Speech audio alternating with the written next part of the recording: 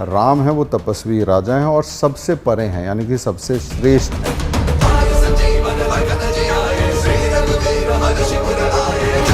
ये जो हमारे तपस्वी राजा हैं, श्रेष्ठ हैं, इनके जितने भी कार्य हैं उनको पूरा किया, उनको सुंदर बनाया किसने? हनुमान जी ने।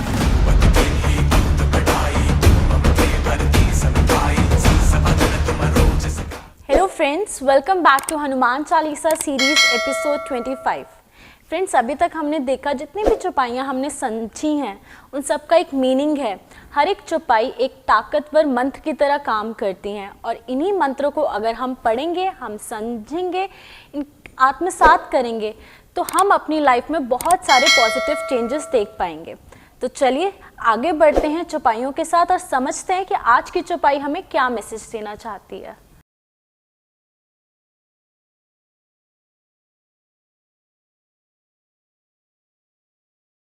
सर, आज हम कौन सी चौपाइयाँ समझेंगे? रशिका, आज हम लोग दो चौपाइयों को लेंगे। पहली है सब पर राम तपस्वी राजा, तिनके काज सकल तुम साजा, और मनोरथ जो कोई लाए सोई अमित जीवन फल पावे। ये दोनों चौपाइयों को हम लोग समझेंगे। तो पहली चौपाई को लेते हैं, सब पर राम तपस्वी राजा, तिनके काज सकल तुम साजा। तो यहाँ पर तुलसीदास जी राम जी को तपस्वी राजा बोल रहे हैं और इसका जो मीनिंग है वो ये है कि जो राम है वो तपस्वी राजा हैं और सबसे परे हैं, यानी कि सबसे श्रेष्ठ हैं। और ये जो हमारे तपस्वी राजा हैं, श्रेष्ठ हैं, इनके जितने भी कार्य हैं उनको पूरा किया, उनको सुंदर बनाया किसने? हनुमान जी ने। तो देखिए, पूरी रामायण को अगर आप देखें तो पूरी रामायण में जितने भी मुश्किल काम थे जो हमने पीछे भी पढ़े, उनको रिमूव किसने किया? हनुमान जी ने किया। और अगर आप रामायण पढ़ेंगे तो रामायण के अंदर एक कांड आता है जिसमें हनुमान जी के बारे में बताया गया। उस कांड का नाम भी सुंदर कांड है, क्योंकि इसमें जो सुंदरता आती है वो कौन लेकर आते हैं? हनुमान जी। तो चलिए अभी इसका एक गहरा अर्थ भी हम लोग समझते हैं। यहाँ पे तुलसीदास जी राम को क्या कहकर बोलते हैं? तपस्वी राजा।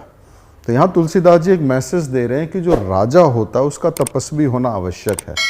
इसको यूँ समझो कि एक जो परिवार होता है उसको जो चलाने वाला हेड है उसका तपस्वी होना आवश्यक है। वो एक तरह से तप है परिवार को चलाना। इसी तरह जो समाज को चला रहा, जो समाज का मुखिया है, उसका भी तपस्वी होना आवश्यक है। अगर कोई राज्य को चला रहा तो उस राज्य का जो मुखिया होगा वो भी तपस्वी होना चाहिए। और इसी तरह जो देश को चलाता है तो देश को चलाने वाला भी कैसा होना चाहिए? तपस्वी होना चाहिए। जब राजा या परिवार का मुखिया तपस्वी होता है, समाज का मुखिया तपस्वी होता है, तो वो समाज एक अच्छे तरीके से कार्य करता है। लेकिन जब राजा ही चोर होगा या राजा ही भ्रष्ट होगा या राजा ही बेईमान होगा तो फिर प्रजा भी वैसी ही होती है। तो अक्सर जब हम लोग ये कंप्लेन करते हैं कि नेता चोर हैं, ये सब हैं, तो जब राजा तप ही नहीं करेगा या वो तपस्वी नहीं होगा तो उस समाज का विघटन या पतन होना आवश्यक है। अब तपस्वी होना यानी कि तप किस चीज़ का? अगर हम अपने जीवन को देखते हैं तो आम जीवन में हर व्यक्ति को 3 तप करने होते हैं। एक हम बोलते हैं वाणी का तप, एक होता है शरीर का तप और एक होता है मन का तप। वाणी का तप यानी कि आपको बोलने का जो आपका तरीका है वो इस तरह से होना चाहिए जो दूसरों को अच्छा लगे, दूसरों को एक प्रेरणा दे। दूसरे अगर हारे हुए हैं तो उनमें जीत की भावनाओं को पैदा करे, उनमें एक मोटिवेशन लाए, इंस्पिरेशन को लेकर आए, उनके डिप्रेशन को हटाए। तो कोई भी लीडर, कोई भी किसी कंपनी का जो टॉप पोजीशन पे बैठा हुआ है उसके लिए बहुत आवश्यक है कि वो अपनी वाणी का तप करे, क्योंकि अगर उसके बोलने में ताकत नहीं है तो उसकी जो डाउनलाइन होगी, उसके नीचे जो काम करने वाले लोग होंगे वो भी मोटिवेटेड फील नहीं करेंगे। तो राम जब बोलते थे तो सब उनको सुनते थे। तो इसी तरह अगर हम ये चाहते हैं कि हमारे जीवन में भी सुंदरता आए तो उसके लिए हमको पहला कौन सा तप करना है? वाणी का तप। वाणी का तप मतलब हमको ये मालूम होना चाहिए क्या बोलना है, क्या नहीं बोलना और कैसे बोलना है। अगर हमारे शब्द किसी के बीच में प्राण डाल सकते हैं, अगर हमारे शब्द किसी व्यक्ति को जोश दे सकते हैं, अगर हमारे शब्द किसी को निराशा से बाहर निकाल सकते हैं तो एक बहुत पुण्य का काम है। दूसरा है शरीर का तप। शरीर का तप का मतलब हो गया कि आप जब इस जीवन को जी रहे हैं तो आपको मेहनत भी करनी है।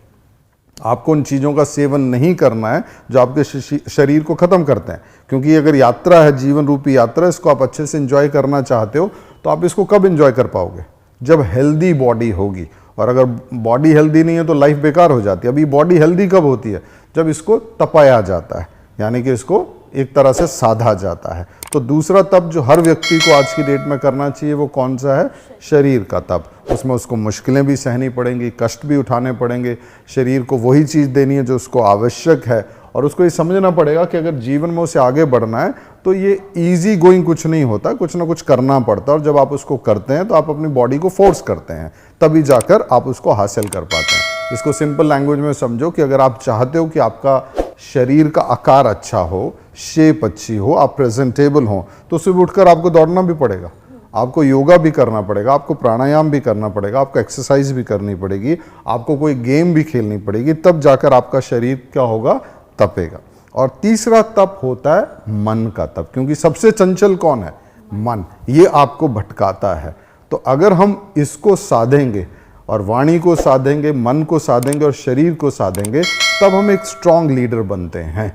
और ऐसा कहा जाता है कि इन सब में जो साधना मुश्किल होता है, सबसे मुश्किल वो मन को साधना होता है। जैसे श्री कृष्ण जी ने गीता में बताया कि शरीर से ज़्यादा ताकतवर होती हैं इंद्रियां, और इंद्रियों से ज़्यादा ताकतवर होता है मन, मन से ज़्यादा ताकतवर होती है बुद्धि, और बुद्धि से भी बड़ा कौन है? वो आत्मा है। वो तुमको किससे मिलाती है? भगवान से मिलाती है। अब ये जो प्रभु श्री राम हैं, जो तपस्वी हैं, इनके कार्यों को सुंदर कौन बना रहे हैं? हनुमान जी बना रहे हैं। लेकिन हनुमान जी जब इन सारे इन कार्यों को सुंदर बना रहे हैं तो बना कैसे पा रहे हैं? वो खुद भी तपस्वी हैं, उनमें वाणी का तप भी है, मन का तप भी है और शरीर का भी तप है। अगर आप देखेंगे हनुमान जी सुदृढ़ है, शरीर उनका बिल्कुल बैलेंस्ड है, वेल ड्रेस्ड रहते हैं हमेशा। और अगर आप उनकी बात को सुने तो अति मधुर बोलते हैं, सुंदर वाणी है उनकी, कभी भी उनके मुंह से कोई गलत शब्द नहीं निकलता है। और अगर हम मन की बात करें तो इंद्रिय और मन उनके वश में है, वो हमेशा फोकस्ड रहते हैं।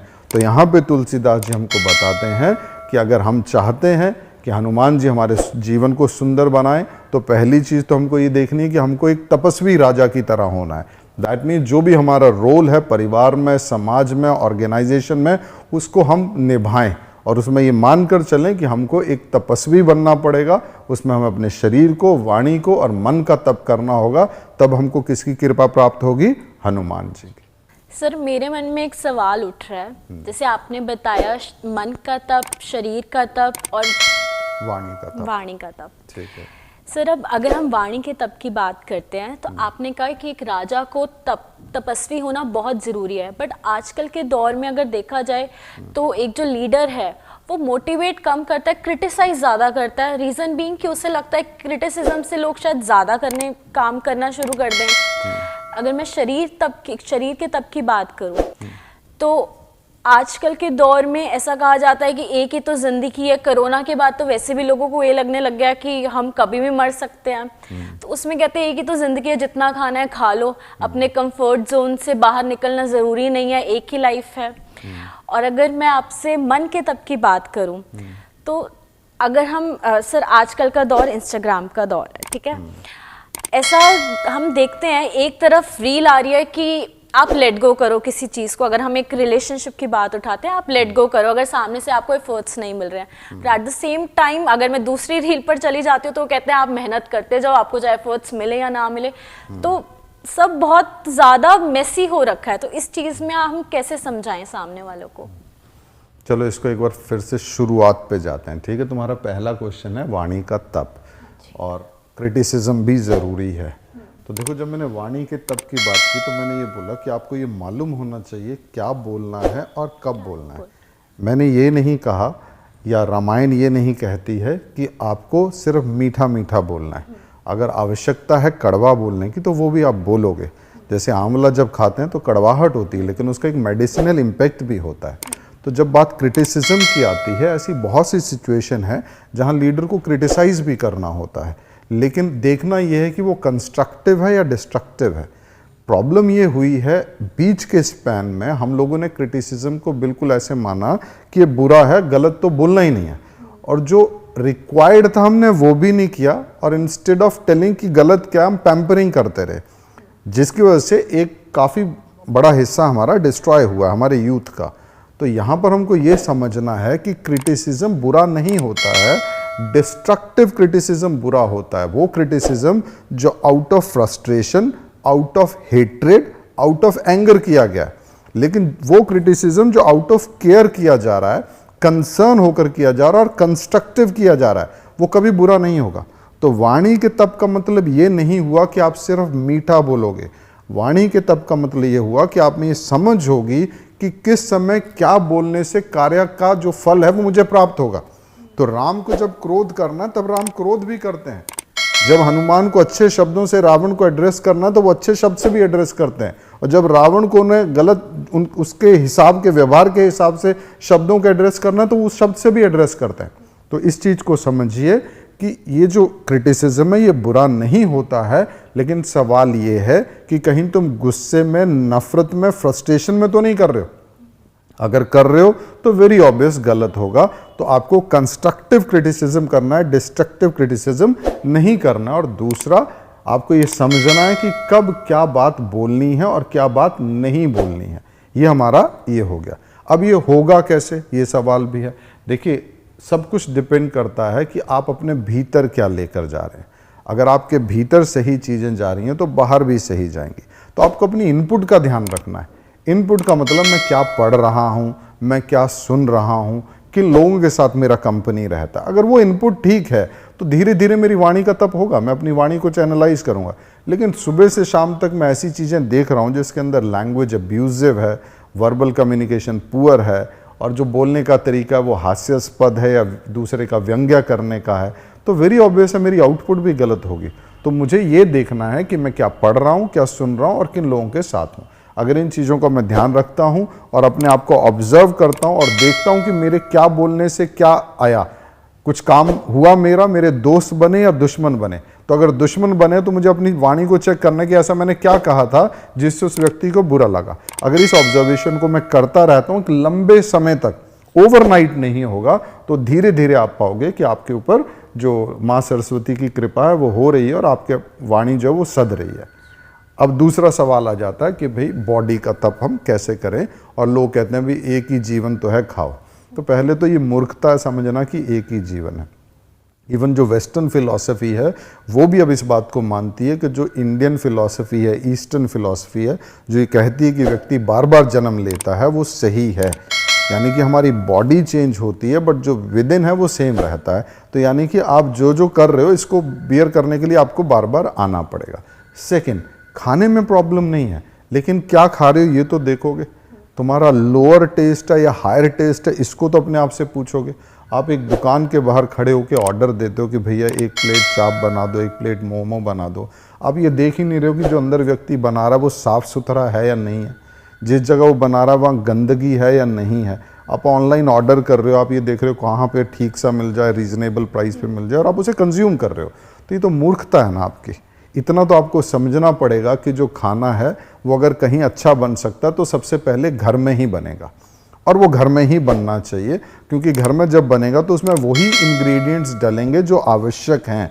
लेकिन जब बाजार में बनाया जाएगा तो वो इंग्रेडिएंट डाले जाएंगे जिससे उसमें तीखा स्वाद आए, ताकि आदमी को क्रेविंग हो उसको बार बार खाने की, क्योंकि वो आपका पेट भरने के लिए नहीं बना रहा है, वो अपना प्रॉफिट कमाने के लिए बना रहा है। तो अपना प्रॉफिट कमाने के लिए वो उसको बेचने के लिए उसको सुंदर भी बनाएगा, टेस्टी भी बनाएगा, और तुमको लगेगा घर में वैसा नहीं है, लेकिन घर का कैसा होगा, हाइजीनिक होगा। तो ये तो हमको समझना पड़ेगा भाई शरीर हमारा है, खाना चाहिए कोई बात नहीं, लेकिन खाने के बाद हालत क्या है वो भी तो पूछोगे ना अपने आप से। आज तुमने खा लिया, अगले दिन तुमको प्रॉब्लम हो रहा है, उसके बाद तुम डॉक्टर के पास जा रहे हो, फिर तुम वेट रिड्यूस का प्रोग्राम ले रहे हो, फिर तुम जिम ज्वाइन कर रहे हो। जिम तुम इसलिए ज्वाइन नहीं कर रहे हो कि तुमको एक्सरसाइज करना है, इसलिए ज्वाइन कर रहे हो क्योंकि ओवरवेट हो चुके हो। और ओवरवेट हुए क्यों? ओवर ईटिंग से हुए। और सिर्फ ओवर ईटिंग से नहीं हुए, तुमने कुछ ऐसा खाया है जिसको तुम्हारी बॉडी एब्जॉर्ब नहीं कर सकती है। जैसे मान लीजिए घर में अगर आपने मक्की की रोटी एक की जगह 1.5 खा ली है, ओवर ईटिंग हो गया, लेकिन उससे बहुत ज़्यादा वेट पिट ऑन होने वाला नहीं है। लेकिन तुम बाजार में जाके नवरत्न कोरमा खा रहे हो, चिली पनीर खा रहे हो, तो ये ऐसे प्रोडक्ट्स हैं जो ना केवल तुम्हारी इंटेस्टाइन को डैमेज करते हैं, तुम्हारी पूरी बॉडी को डैमेज करते हैं। तो हमको अपनी अगर बॉडी से मोहब्बत है, हमको अगर अपने जीवन से मोहब्बत है, तो हमको समझना पड़ेगा कि खाने में, स्वाद में और अच्छे में क्या भेद होता है। हमको उस खाने को पहले प्रेफर करना है जो हमारे लिए हेल्दी भी है और टेस्टी भी है। लेकिन ऐसा खाना जो सिर्फ टेस्टी है और हेल्दी नहीं है, उसको आप अपनी विजडम के साथ डिस्कार्ड करना पड़ेगा। और वो कब हो सकता है? जब घर के अंदर जो लेडीज़ हैं या जेंट्स हैं, जो भी हैं, उनको ये माहौल बनाना पड़ेगा कि भैया खाना घर में खाया जाएगा। बाहर आप once in a blue moon चले गए, नो प्रॉब्लम। लेकिन अगर कल्चर ही ये बन चुका है कि आपका आफ्टरनून में भी ऑर्डर हो रहा है, इवनिंग में भी ऑर्डर हो रहा है, नाइट में भी ऑर्डर हो रहा है, वीक में तुम 4 बार पार्टी करने जा रहे हो, तो फिर तुम मौज लो। तुमको समय पे पता चल जाएगा कि तुमने मौज ली है या अपना बेड़ा गर्क किया है। अब तीसरा हिस्सा आता है रिलेशनशिप्स का, भाई मन को कैसे समझाएं। देखिए, आपको ये समझना पड़ेगा कि जिसको आदमी प्यार बोल रहा है, पहला सवाल उठता है वो प्यार है या इन्फैचुएशन है। और एक उम्र में इन्फैचुएशन होती है, ये सब जानते हैं, राइट। उसको प्यार का नाम देने से कोई फ़ायदा नहीं होता है।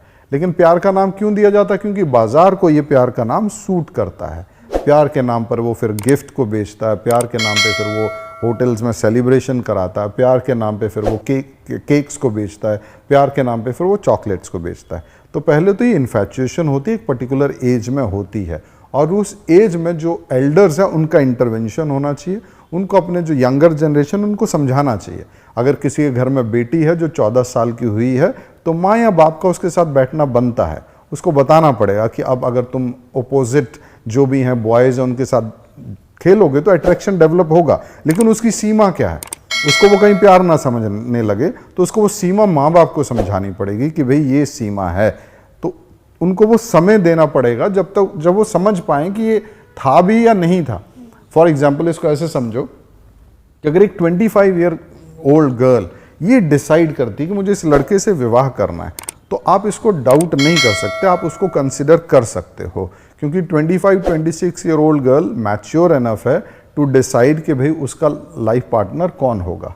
लेकिन एक 15 साल की लड़की अगर ये तय करती है कि मेरा जीवन साथी यही है, मैं इसी से प्यार करूंगी, अब सारी उम्र मुझे इसके साथ काटनी है, तो ये बेवकूफ़ी है। उस 15 ईयर ओल्ड बॉय या 15 ईयर ओल्ड गर्ल के इस चीज़ को अप्रूवल कोई भी नहीं दे सकता है। तो बेटर है कि हम अपनी यंग जनरेशन को बताएं कि जब आप एक साथ आएंगे तो विदाउट रिलेशनशिप भी एक लड़का और लड़की साथ हो सकते हैं, चाहे वो लड़की है चाहे लड़का है, बिना किसी रिलेशन को नाम दिए भी हम रह सकते हैं। We are classmates, we are studying together, we are playing together, it's okay.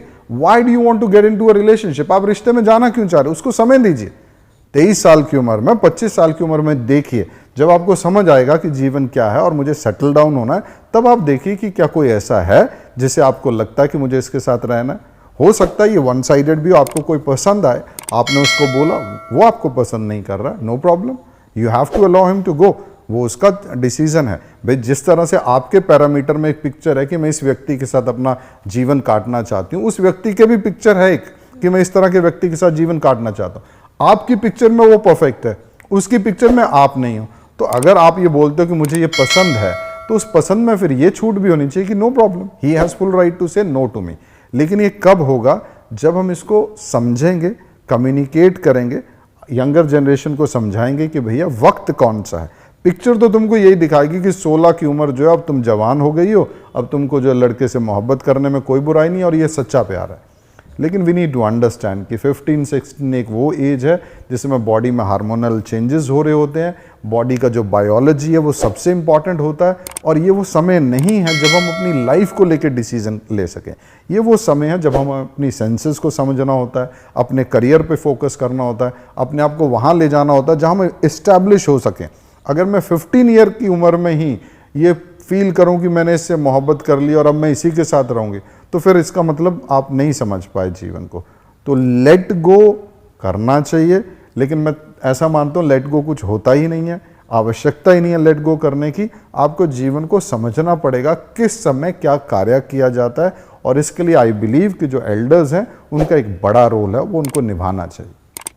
Instead of letting go, we should accept that it is, मतलब this is what that is. Not only we need to accept it, we need to accept it. हमको ये भी स्वीकारना पड़ेगा कि बहुत सी practices ऐसी चल रही हैं जो गलत है। जैसे ये प्रमोट किया जाता है, माँ बाप ये सोचते हैं कि लाइक कॉमन कम्युनिकेशन क्या माँ बाप की, बेटा अगर तेरा कोई बॉयफ्रेंड बने तो नो प्रॉब्लम, मुझे बता देना, ठीक है। अब बॉयफ्रेंड बना लिया उसने, तुझे बता दिया, उससे मिला क्या तुझे तो ये समझाना चाहिए था कि बेटा फ्रेंड है, उसमें बॉय लगाने का या गर्ल लगाने की आवश्यकता नहीं है। जेंडर क्यों है तेरे माइंड में? जेंडर कॉन्शियस क्यों? न्यूट्रल क्यों नहीं हो सकता? भाई ये मेरा फ्रेंड है, दैट्स ऑल। और फ्रेंड कोई भी हो सकता, बट उसकी सीमा भी तो रहेगी ना। You are a girl, he is a boy, तो वो जो एक डिफरेंस है उसको मेंटेन करना पड़ेगा। You have to maintain the dignity of being a girl and he should be taught. उस लड़के को सिखाना आवश्यक है कि he should maintain the dignity of being a boy. एक लड़के के होने के नाते जो डिग्निटी उसको मेंटेन करे बिना नाम दिए, ये आवश्यक है। लेकिन हमने क्या बोला, इट्स ओके अगर बॉयफ्रेंड है तो क्या हो गया, गर्लफ्रेंड है तो क्या हो गया। लेकिन जैसे ही आप बॉयफ्रेंड और गर्लफ्रेंड बोलते हैं आप किसी और जोन में चले जाते हैं। तो मैं तो ये कहूँगा कि पेरेंट्स इस चीज़ का अप्रूवल ना दें, बल्कि ये समझाएं कि भैया फ्रेंड हो सकते हैं, आप उनसे बातचीत कर सकते हो, आप उनसे मिल सकते हो, लेकिन एक सीमा आवश्यक है। जैसे ही आपको उसको अकेले में मिलने का मन करे तो फिर डाउट हो गया ना कि क्यों उससे अकेले में मिलना चाह रहे हो। That means your body is playing with you, आपका शरीर आपके साथ खेल रहा है। वहां पे रेजिस्ट करना पड़ता है, और ये रेजिस्टेंस तभी हो सकता है जब समाज इस प्रैक्टिस को डिसअप्रूव करेगा। हम मॉडर्निटी के नाम पर इसको अप्रूव कर रहे हैं। आई एम नॉट डिसअप्रूविंग, मैं इस चीज को डिसअप्रूव नहीं कर रहा हूं कि लड़के लड़की दोस्त हो सकते हैं, एक साथ स्कूल में पढ़ रहे हैं, कॉलेज में पढ़ रहे हैं, कंपनी में काम कर रहे हैं, बातचीत करेंगे, एक साथ बैठेंगे भी, खाएंगे पिएंगे भी। लेकिन क्या ये रिलेशनशिप बिना नाम के नहीं हो सकता? क्या ये आवश्यक है बोलना she is mine and he is mine? हम क्यों पोजेस कर रहे हैं उनको? समय तो आने दीजिए। एक लड़का, आपका बेटा आपके पास 25 ईयर ओल्ड आता है और बोलता है dad this is a girl I want, कि मैं इससे विवाह करना चाहता हूँ। आप उससे डिस्कस कर सकते हैं इस समय, क्योंकि विवाह योग्य है। लेकिन अगर आपकी 16 साल की बेटी या 16 साल का लड़का ये बोलता है ये मेरा बॉयफ्रेंड आई लव हर, तो आपको उसको बताना पड़ेगा कि no, it is not required at this age. Thank you so much sir, आपने बहुत अच्छे से मेरे सारे डाउट्स क्लियर कर दिए एंड आई फील जो कोई भी सुन रहा होगा वो भी डेफिनेटली इस चीज़ को समझेगा और इम्प्लीमेंट करेगा अपनी लाइफ में। सर अब हमारी अगली चौपाई कौन सी है? रशिका, जैसे कि हमने कहा जो 2 चौपाई हम एक साथ लेंगे, तो दूसरी चौपाई हमारी कौन सी है? और मनोरथ जो कोई लावे सोई अमित जीवन फल पावे। तो यहाँ पे तुलसीदास जी कहते हैं कि जो व्यक्ति भी जिस मनोरथ से भी आता है, जिस कामना से भी आता है, वो हनुमान जी पूरी करते हैं। अब यहाँ पर देखिए, कामनाओं को क्या बोला गया? मनोरथ, यानी कि मन रूपी रथ पर सवार होकर कामनाएं आती हैं। तो इसको यूँ समझिए कि जब डिज़ायर पैदा होती है तो सिंगल डिज़ायर पैदा नहीं होती, पूरी एक चेन बन जाती है इसकी। जैसे आपका मन करेगा एक सुंदर घर चाहिए, फिर उस घर के अंदर एक फर्नीचर भी चाहिए, फिर उस फर्नीचर के साथ उसका इंटीरियर एक्सटीरियर भी सुंदर होना चाहिए, फिर मन करेगा बाहर एक गाड़ी भी होनी चाहिए, फिर गाड़ी आ गया तो एक लॉन्ग ट्रिप के लिए भी जाना बनता है, फिर फॉरेन डेस्ट, तो ये पूरी एक चेन चलती है। तो यहाँ तुलसीदास जी कह रहे हैं कि व्यक्ति जब किसी मनोरथ को लेकर हनुमान जी के पास आता है तो वो उसको पूरा करते हैं। अब सवाल आता है कि भाई मैंने कोई इच्छा धारण की तो क्या हनुमान जी उसको पूरा कर देंगे? मैं गया हनुमान जी के पास और मैंने बोला हनुमान जी मुझे गाड़ी चाहिए, तो क्या पूरा कर देंगे? देखिए, भीख मांगना जो होता है ये कभी पूरा नहीं होता ना। भिखारी को भीख मिलती है, इससे ज़्यादा कुछ नहीं मिलता है। मिलता किसको है? जो विज्ञान को फॉलो करता है, जो प्रोसेस को फॉलो करता है। तो यहाँ तुलसीदास जी ने बिल्कुल सही लिखा है कि और मनोरथ जो कोई लाए सोई अमित जीवन फल पावे, यानी कि जिस मनोरथ को लेकर वो आते हैं वो तो मिलता ही है, उसके साथ सोई अमित जीवन फल पावे, यानी कि अमित यानी कि ना मिटने वाला जीवन फल। ना मिटने वाला जीवन फल कब होता है? एक ऐसा फल जो कभी ना मिटे। आज आपने कोई चीज़ ली है वो कल खत्म हो जाएगी। फिर ये कौन सा फल है जिसको तुलसीदास जी कह रहे हैं कि हनुमान जी के पास आने से मिलता है? वो फल जो कभी नहीं मिटता, वो है भगवान के दर्शन, यानी कि भगवान से आपका साक्षात्कार, आपकी सेल्फ रियलाइजेशन। तो मैं यहाँ रिपीट कर दूं कि अगर हम इसका मतलब ये समझ रहे हैं कि हनुमान जी के पास जाएंगे और बोलेंगे मुझे गाड़ी दे दे, बंगला दे दे, तो भिखारी वाला काम हो गया, मांगने वाला काम हो गया। आप ये देखिए कि एक प्रोसेस है। प्रोसेस में हनुमान जी बता रहे हैं, तुलसीदास जी बता रहे हैं और राम जी बता रहे हैं कि जीवन को जीना कैसे है। जब व्यक्ति इस तरह से जीवन को जी रहा होता है तो अपने आप में एक मैग्नेट बन जाता है, वो चीज़ों को आकर्षित करता है अपनी तरफ, और वो उसको मिलनी मिलनी है। हनुमान जी की कृपा से वो मिलेंगी ही मिलेंगी उसको, लेकिन मिलेंगी कब? भीख मांगने से मिलेंगी या प्रोसेस को फॉलो करने से मिलेंगी?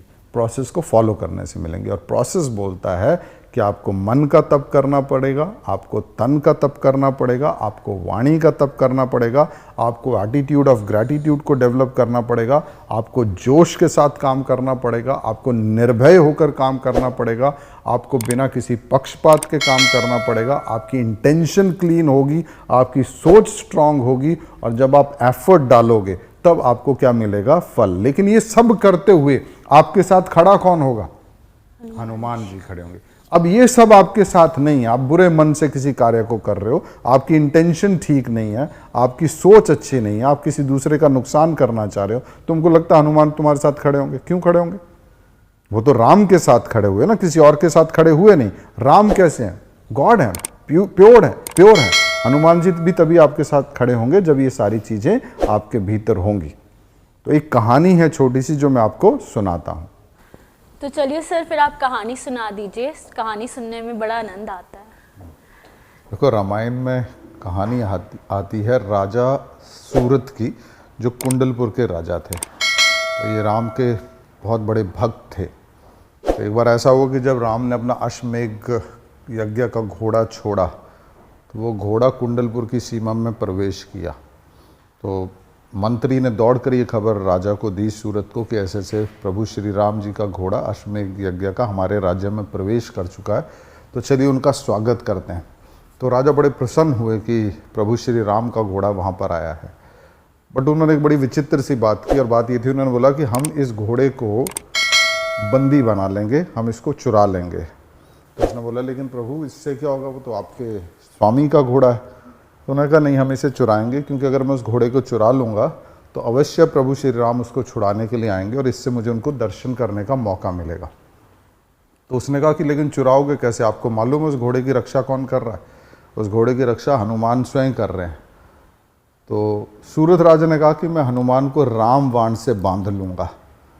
तो मंत्री कुछ नहीं बोला, उसने कहा जैसी आपकी इच्छा। तो राजा सूरत शाम के समय शिविर में पहुंच गए और उन्होंने मंत्रियों से बोला कि मुझे हनुमान जी से मिलना है। तो उन्होंने बोला कि हनुमान जी जो है इस समय प्रभु श्री राम का जप कर रहे हैं। तो वो भी वहीं चले गए और जहाँ श्री राम का जाप हो रहा था वहीं वो भी बैठ गए। तो एक तरफ हनुमान जी श्री राम का नाम ले रहे थे और दूसरी तरफ राजा सूरत भी वहीं बैठकर श्री राम जी का नाम लेने लग गया। कुछ देर बाद जब हनुमान जी साधना से बाहर निकले तो उन्होंने देखा कि उनके पास बैठकर ये कोई व्यक्ति है जो प्रभु श्री राम का नाम जप रहा है। उन्होंने इंतज़ार किया कि अपनी साधना से बाहर निकले। तो जब वो बाहर निकले तो उन्होंने बोला, अपना परिचय दीजिए। तो उसने बोला कि मैं कुंडलपुर का राजा सूरत हूँ, और जैसे आप प्रभु श्री राम के भक्त हैं वैसे मैं भी उनका बहुत बड़ा भक्त हूँ। आज मेरा सौभाग्य है कि मुझे आपके दर्शन का मौका मिला। तो हनुमान जी ने पूछा कि राजा बताओ यहाँ कैसे आना हुआ? उसने बोला, प्रभु अगर आपकी कृपा रही तो मैं अपने कार्य में सफल हो जाऊंगा और उस कार्य के लिए ही मैं आपके पास आया हूँ। तो हनुमान जी ने पूछा कि बताओ राजा क्या कार्य है तुम्हारा? तो उसने बोला, प्रभु मैं ये घोड़ा चुरा के ले जाऊंगा। तो हनुमान जी मुस्कुराए, बोला, घोड़ा कैसे चुरा के ले जाओगे? मैं भी तो हूँ यहाँ पे, तुम्हें लगता मेरे रहते तुम चुरा लोगे? उसने बोला, नहीं, मैं आपके रहते नहीं चुरा पाऊंगा, लेकिन अगर आप मेरे बंदी बन जाएं तो मैं चुरा सकता हूँ। बोला, लेकिन तुम मुझे बंदी बनाओगे कैसे? बोला, अगर आप चाहोगे तभी बनोगे। बोला, लेकिन मैं क्यों चाहूँगा? बोला, इससे ये होगा कि मुझे प्रभु श्री राम के दर्शन हो जाएंगे। तो हनुमान जी मुस्कुराए कि भाई कॉज तो अच्छा है, जो कारण है वो बहुत बढ़िया है। लेकिन उन्होंने कहा कि राजा अगर मैं तुम्हारा बंदी बन गया तो इससे तो मेरी वीरता का भी तो हनन होगा। तो राजा सूरत ने बड़ी मासूमियत से कहा कि प्रभु एक तरफ आपकी वीरता है और दूसरी तरफ मुझे प्रभु श्री राम के दर्शन होंगे, तो आप चुनाव कीजिए, आप किसका चुनाव करेंगे? हनुमान मुस्कुराए कि तुमने तो धर्म संकट में डाल दिया। लेकिन उनको उस व्यक्ति की पवित्रता अच्छी लगी, तो उन्होंने कहा ठीक है, तुम मुझे बंदी बना लो और घोड़े को ले जाओ। तो राजा ने हनुमान जी को बंदी बना लिया। लेकिन फिर हनुमान ने कहा कि राजा मुझे तो बंदी बना लिया, लेकिन ये जो बाहर सिपाही हैं इनसे बचकर कैसे जाओगे तुम? बोला, इसमें प्रभु श्री राम मेरी मदद करेंगे। उन्होंने बोला, कैसे? तो राजा सूरत ने हाथ जोड़े, आंखें बंद कर प्रभु श्री राम का स्मरण किया और बोला कि भगवान अगर मेरी भक्ति सच है और अब तक जो मैंने आपकी भक्ति की है उसमें कोई पाप नहीं था, तो मेरी इच्छा पूरी कीजिए। जब मैं इस घोड़े को लेकर जाऊं तो कोई भी सिपाही मुझे देख ना पाए। हनुमान ने देखा कि देखते हैं क्या होता। तो फिर राजा हनुमान जी को लेकर और घोड़े को लेकर जब बाहर निकले तो हनुमान जी ने भी देखा और राजा ने भी देखा कि सब मंत्री सो चुके थे, नींद में थे, तो किसी ने भी उनको जाते हुए नहीं देखा। तो राजा घोड़े को और हनुमान जी को बंदी बनाकर अपने राज्य में ले गए और वहाँ निर्देश दिया कि हनुमान जी की सेवा करो और घोड़े को अच्छे से बांध के रखो, ज़रूर जैसे प्रभु श्री राम को पता चलेगा वो आएंगे। और यही हुआ। सुबह जब आँख खुली सबकी तो उन्होंने देखा घोड़ा गायब है, हनुमान जी भी गायब है। सब हैरान हुए और ये खबर उन्होंने राजा तक, प्रभु श्री राम तक पहुँचाई। तो प्रभु श्री राम तो अंतर्यामी है, वो जानते, लेकिन फिर भी वो वहाँ पर आए कि देखे कौन है जिसने ये सब किया है। तो जैसे ही वो कुंडलपुर राज्य में पहुंचे, ये संदेश राजा सूरत के पास पहुंचा कि महाराज प्रभु श्री राम हमारे राज्य में आ गए हैं। तो राजा सूरत अति प्रसन्न हुए और दौड़ते हुए श्री राम जी के स्वागत के लिए गए। और जैसे उन्होंने श्री राम जी को देखा, उनके चरणों में लेट गए। भगवान समझ गए कि ये भी उन्हीं के भक्त हैं। तो उन्होंने कहा कि आप उठो, और आपकी जगह मेरे चरणों में नहीं है, हृदय में है। तो उसने कहा कि प्रभु मैं तभी उठूंगा जब आप मुझे अपने वास्तविक रूप के दर्शन देंगे। तो राजा ने जब ये प्रार्थना की और उसका जो निर्मल भाव था उसको देखते हुए श्री राम ने उनको अपने नारायण रूप में दर्शन दिए। और फिर उन्होंने बोला कि बताइए मेरे हनुमान जी कहाँ और घोड़ा कहाँ है। तो उन्होंने हनुमान जी भी आ गए और घोड़ा भी आ गए। फिर उन्होंने एक सवाल पूछा कि राजा एक बात बताओ, अगर तुम्हें मेरे दर्शन ही करने थे तो तुम तो मेरे राज्य में भी आ सकते थे, वहाँ दर्शन हो जाते, तुमने मुझे यहाँ क्यों बुलाया। तो राजा ने बहुत ही सुंदर उत्तर दिया, बोला महाराज अगर मैं वहाँ आ जाता तो सिर्फ मुझे आपके दर्शन होते, लेकिन आप जब मेरे राज्य में आए हो तो मेरे साथ साथ मेरी पूरी प्रजा को भी उसके दर्शन हुए। तो अब यहाँ देखिए कि जो सुंदर कार्य था भक्त को भगवान से मिलाने का, इस सुंदर कार्य को सफल किसने किया? हनुमान जी ने किया। लेकिन हनुमान जी ने किस उस पे किया? उन्हें उस राजा का वो निर्मल भाव दिखाई दिया, वो पवित्रता दिखाई दी। इस वजह से उन्होंने उसके उस मनोरथ को, उसकी इच्छा को पूरा कर दिया। अच्छा, मनोरथ के बारे में एक चीज़ और समझ लीजिए कि जो डिज़ायर्स होती हैं, इसके जब भी डिज़ायर पैदा होगी तो दो घटनाएं घटेंगी। पहली, डिज़ायर पूरी होगी। अगर डिज़ायर पूरी हो जाएगी तो ग्रीड पैदा होगी। ग्रीड और अटैचमेंट दोनों पैदा होगी। ग्रीड ये कि और मिले, और अटैचमेंट ये कि कहीं चली ना जाए। तो डर भी आएगा और घमंड भी आएगा कि मेरे पास आ गई है, और लालच भी आएगा, राइट, कि और आने चाहिए। दूसरा, अगर डिज़ायर पूरी नहीं हुई तो एंगर आता है और फ्रस्ट्रेशन आता है। तो ये जो डिज़ायर्स होती हैं, जैसा हमने पहले भी बोला, ये एंडलेस होती हैं, एक विशियस साइकिल में चलती है। तो इनको काबू में पाना और इनको सही दिशा में रखने के लिए माइंड की प्यूरिफिकेशन आवश्यक होती है। और जब माइंड प्यूरिफाई होता है तो हमारा साथ कौन देते हैं? हनुमान जी देते हैं। तो जो भी हनुमान चालीसा का पाठ करता है उसका मन पवित्र होता है, और जो हनुमान जी की कृपा प्राप्त करना चाहता है वो अपने आचरण को हनुमान जी की तरह बनाता है, ताकि उसके जीवन में पवित्रता आए, निडरता आए, द्वेष खत्म हो, ईर्ष्या खत्म हो, और वो एक मोह मुक्त और घमंड से रहित जीवन को जी सके। तो जो भी हनुमान चालीसा को पढ़े वो साथ के साथ ये भी देखें कि क्या वो अपने मन की जो इम्प्योरिटीज़ हैं उनको वॉच कर रहे हैं, उनको रेगुलर बेसिस पे क्लीन कर रहे हैं या नहीं कर रहे हैं। वेल फ्रेंड्स, हमने इन दोनों चौपाइयों से समझा कि हनुमान जी ने सारे कार्यों को, जो भी रामायण के अंदर जितने भी कार्य थे, उन सबको कितना सुंदर तरीके से निभाया, कितने सुंदर तरीके से उन्होंने वो कार्य करे हैं। तो इसी तरह अगर हम भी हनुमान जी का नित्य पाठ करेंगे तो हमारे भी सारे काम सुंदर तरीके से ही पूर्ण होंगे। और इसके साथ साथ मनोरथ की बात अगर हम करें, तो अगर आपका कोई डिज़ायर है और आपकी इंटेंशन भी अच्छी है तो वो कार्य भी ज़रूर पूर्ण होगा। चलिए फिर मिलेंगे अगले एपिसोड में। जय श्री राम।